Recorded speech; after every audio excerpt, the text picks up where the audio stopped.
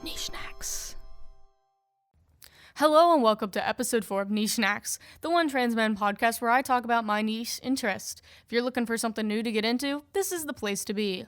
I'm Augustine, and this episode of Niche Knacks is about Your Turn to Die. Your Turn to Die, or Kimi ga Shine, is an episodic horror adventure game developed by manga artist Nankidai. The game was originally released in Japanese on August 28th, 2017. An English translation was released in 2019. Currently, the English translation is playable on the translator's website, vgperson.com. It's currently unfinished, but will be released to Steam on February 2023. The game was created in the RPG Maker engine, but it follows a very different format from most RPG Maker games. Instead of being an RPG, Your Turn to Die is a click-and-point adventure game and a visual novel, kind of mixed together. The menu system is what really gives it away as a RPG Maker game. It's very obvious. When you look at the menus, I'm like, oh, those are RPG Maker menus. Which is not a bad thing. To me, I think it's nostalgic. It adds, like, as someone who grew up watching a lot of playthroughs of RPG Maker games, I'm like, yippee! Like, I really like it. There's a lot of problem solving in various minigames that you'll come across throughout the story. However, one of the core gameplay mechanics is at the end of each chapter, because it's an episodic horror, and this is what the game calls discussions. If you are familiar with the Danganronpa or Ace Attorney series, these discussions are basically the trials. You have to come to a conclusion and make decisions that can severely affect the plot. Unlike Danganronpa and Ace Attorney, though, you aren't just solving a mystery. You have choice. That's what sets it apart.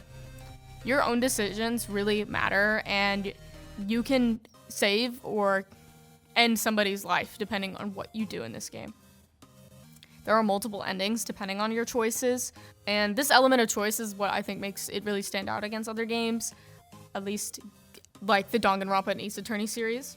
Your Turn to Die also has a few other media revolved around it. It's not only a game, but there's a second game in this series I'll talk about more. It's a spin-off. There's also a manga and quite a bit of merchandise.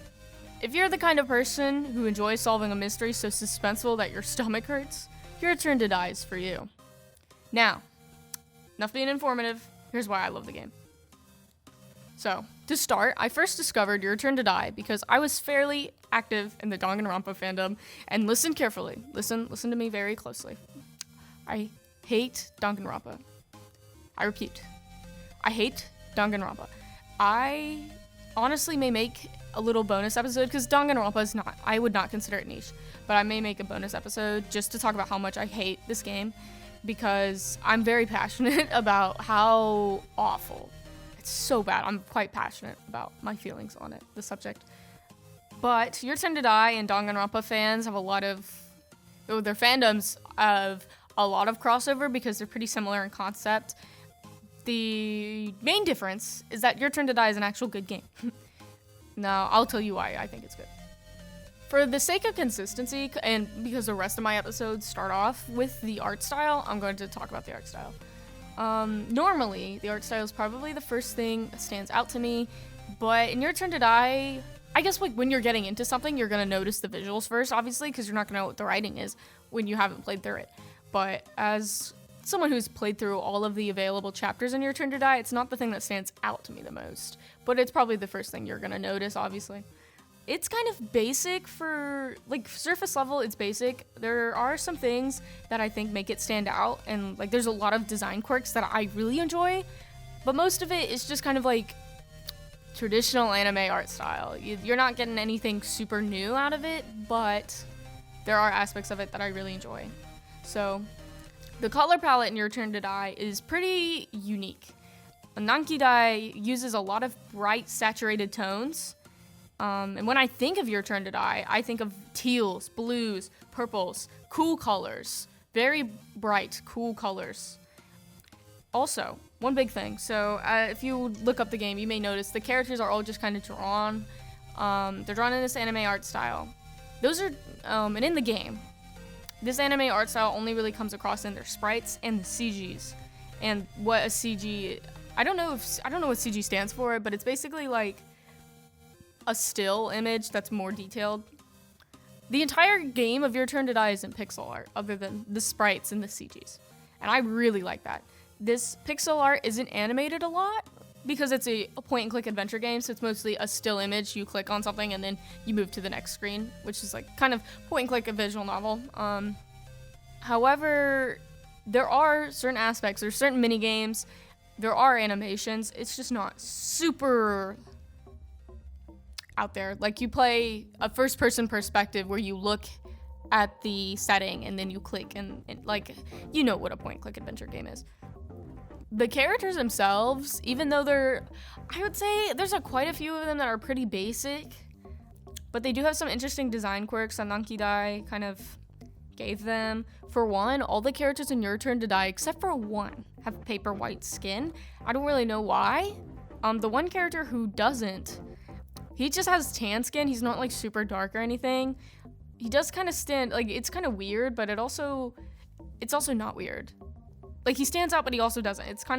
It's interesting.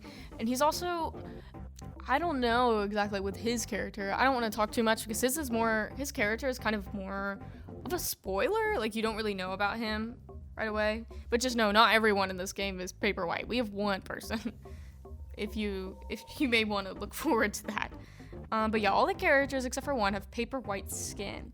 And also, except for, I think, everything except for their skin. There might be certain things like their eyes. But a lot of the parts on the characters also have textures applied to them. Like noise, like there's a noise filter on some of them. Some of them have more like crumpled up paper, paint strokes. It's a really tiny, but it's a tiny detail, but I really enjoy it. Like, I don't know why they look like that, but it's pretty cool, I'd say. And the CGs are like this too. There's a lot of texture in the art of this game. Going off the art aspect of it, the character designs themselves are pretty good. I wouldn't say any of them are ugly, but I mean, there's some that aren't like, some of them are pretty bland, but there are a few that are pretty unique and interesting, I'd say. The one that stands out to me the most is Reko. She is like a singer-songwriter rock star, and she looks amazing. I love her design a lot.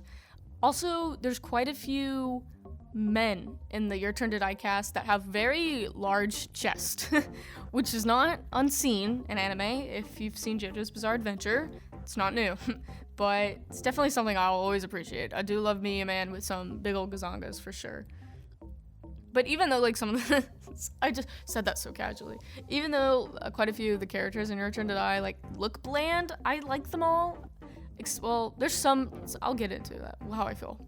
I'll get into that. But, I definitely be absolutely fucking destroyed and heartbroken if some of them died. And hopefully you will be too.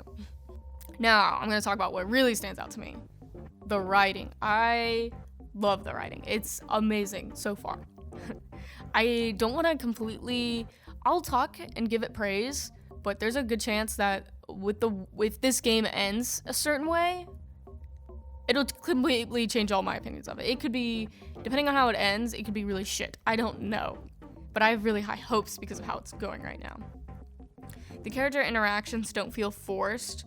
There are 10 people stuck in this unknown location that, like, has really high stakes, and I think their interactions are pretty natural, I'd say. They're not like, some of them are kind of an asshole, but I don't know.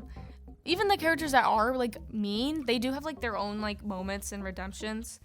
I will say this game is extremely suspenseful. I have never felt more dread than I have, like, playing this game. Never, I've seen quite a few horror movies, never filled me with as much dread than Your Turn to Die. And I don't play a lot of horror games either. I do watch quite a bit of horror media, but man, whew. So right now, the game is divided into 3 chapters, and chapter 2 has part 1 and part 2, and chapter 3, I assume, is also gonna have part 1 and part 2. But chapter 3, part 1, is divided into 2 sections, which is a bit complicated, I know. Chapter 3, part 1, section B, came out May 31st, 2021. And I just remember how fucking excited I was to play this. I obviously don't know Japanese. So I turned on my Twitter notifications for the translator, VG Person. Shout out to VG Person. Turned on their Twitter notifications, and I waited for them to translate Your Turn to Die. And as soon as I saw it, because it was May, I was out of school by then, I'm pretty sure. So I was just like, boom, as soon as I saw it, I started playing it. And that day, my mom had made me dinner. By the way, I'm 19, and so in 2021, I just graduated high school. As soon as I saw, like, that the game had been the translation was out, I played it as soon as I could. And when my mom, she made dinner, and I remember, like, I don't remember what she made. It might have been chili or some shit. I don't know. I could not eat my food because my appetite was completely sucked dry because of all the dread and anxiety that I felt. Absolutely wasted. My soul destroyed. I couldn't eat, and I felt awful about it. I remember feeling so bad. So, how the characters are written. Like I said, there are asshole characters, but they have their redeeming moments. And just to give you a little insight on one character, there is a character named Qtaro Burgerberg, and he's definitely my least favorite character. He's he's like an American stereotype, and he's also just kind of a huge asshole, which is kind of funny. I'm definitely biased, though. So, the reason why I don't like Qtaro is because in Chapter 2, he completely reset my game progress by 30 minutes because I spoke to him, and I was so fucking angry. I was so mad. But he does have a really nice redeeming moment later on in the story, but man, I don't forgive him. Traumatizing. Literally traumatized.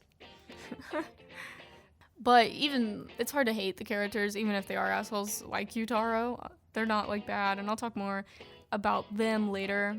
As of right now, for the writing, very suspenseful. I said it like pencil. Very suspenseful. And I really like the drama and the mystery setup. I'm so excited to see how it ends. But there's so much setup, like, if it doesn't end, I don't know. I don't even know. If it even, like, I don't know what to expect. I don't know how it's gonna end because there's just so much that is, like, still left unanswered. I don't know. There is one theory that I'm like, it has to be fucking true. There's no way, and I really hope it is. But this is a I can't speak. But this is a no spoiler review, so I'm not gonna tell you that theory. But there's a lot of theories, obviously, because we don't know what the fuck. We don't know, like, anything. Hopefully we'll find out soon. The music is another pretty interesting aspect of the game. Nankidai composed the soundtrack himself, and I really like it. I will say, the music does fill me with a lot of dread, and it makes me really anxious to listen to at this point. But I think it's supposed to do that because it's a fucking horror game where people are gonna die. Like, it's supposed to be anxiety-inducing. But like most of my podcasts, you'll hear the music throughout.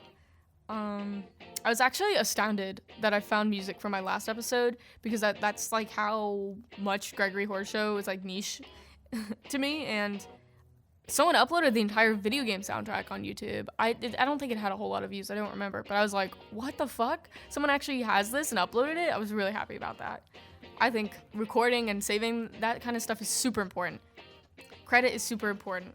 Please save things. Keep records. I'm begging you. We need them. But the music's great. I'll play it. Enjoy it. It's great. The setting of the game also offers a lot of intrigue. They're in a mysterious facility building that's probably underground. I'm pretty sure it's underground. There's at least 5 floors. It's pretty vast. And each floor has a character called a floor master. They kind of guide you through the floor. There's like rules. The goal is to survive. It's a death game. These people are put into a game of death. So the goal is to survive, and we got some bozo floor master there too. There's a lot of interesting locations, some circus-esque death rooms, creepy rooms in general. There's also a bar on the first floor. Very ominous, very interesting. And I'm really looking forward to seeing more of it in Chapter 3, the final part of Chapter 3. Now, back to the characters. I just want to touch on the music and the setting real quick. So, there are over 20 characters in Your Turn to Die, and you're definitely bound to like one of them. There's also a complete separate game, as I mentioned in the beginning, and it's called Your Time to Shine, and it takes place on an island. It's a resource management and survival strategy game. I haven't played much of it myself because I think I got confused and the gameplay doesn't interest me that much, But even if your favorite character like dies pretty soon, pretty early, you'll probably be able to play them in Your Time to Shine. So eventually all the characters in Your Time to Shine will be playable, but and don't look this up, but I'm pretty sure he's doing like the main character is gonna be in order of who dies. It's kind of what it seems like anyway. So don't look that up. Play the game so you don't get spoiled. Right now there's only 2 characters that are playable, and I don't know exactly when he released the second playable story, but I remember it being kind of like a big deal. I was really excited about it, even though I've never played the game like through. There's also quite a bit of content outside of the game. Nankidai loves these characters, and he doodles them a lot. And like, if you go onto the Your Turn to Die wiki, which don't play the fucking game first, but if you go on the wiki, there's like a ton of doodles of them. There's a teacher character named Mishima. I think it's Mishima. He wears a suit and a tie, polite man, but Nankidai loves drawing him. And he loves drawing him shirtless and extremely muscular. It's hilarious. I love it. And going along with the characters, if you are someone who's interested in media that has some minority representation, there is a character who is explicitly stated to have autism, which is great. I think he's good representation, but I'm not a diagnosed person with autism or anything. Definitely neurodivergent in some fashion. I'm not neurotypical. Don't know how or why. Don't know if I'll ever get that diagnosis, but there is a character who's confirmed to be autistic, and I remember that was really exciting to find out. There are also 2 characters who aren't explicitly lesbians, but like, I think they are. They're gay. And the cast has, obviously they're all literally paper white, so there's not a whole lot of racial diversity. They're all Asian though, but that's kind of standard for anime. They're also, like, the age range of the cast is kind of diverse, or 2 literal fucking children in this death game for whatever reason. Actually, I think there's 3. I don't know how old the one is, but there's definitely at least 2. And there are some teenagers, but there's also some older men as well. Also, a lot of the characters have horrible fucking trauma, and that gets explored in the game. Very fun. But the characters are a huge part of Your Turn to Die, so I'm not really going to reveal a whole lot about them. I just think it's best to really play the game blind. But hopefully this little blurb that I'm giving you will encourage you to do so. And before I end it, I do want to talk a little bit about the gameplay. Because I mentioned before, it's pretty similar to Danganronpa and Ace Attorney.